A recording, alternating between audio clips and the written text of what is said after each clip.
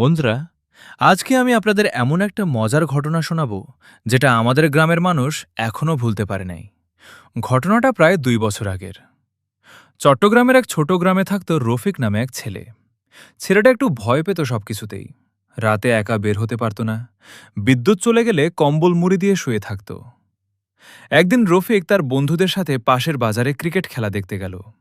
খেলা শেষ হতে হতে রাত প্রায় ১১টা বেজে গেল।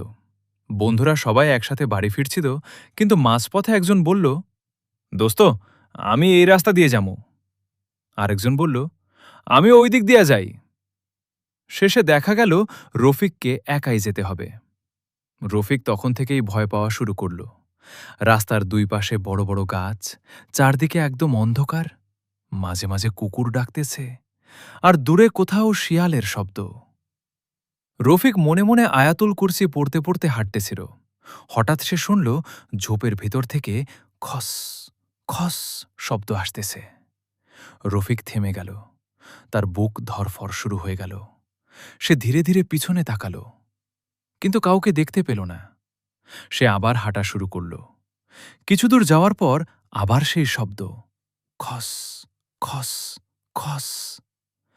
এবার রফিকের মনে হল নিশ্চয়ই কিছু একটা তার পেছনে আসতেছে। সে দ্রুত হাঁটা শুরু করল, কিন্তু যত দ্রুত হাঁটে পেছনের শব্দও তত দ্রুত হয়। এখন তো রফিক প্রায় কান্না করে দিবে, হঠাৎ সে দৌড় দিল। আর তখনই পেছন থেকেও কেউ দৌড়ানোর শব্দ। রফিক চিৎকার দিয়ে বলল, বাঁচাও, ভূত ভূত! এলাকার কয়েকটা কুকুরও তার পেছনে দৌড় শুরু করল।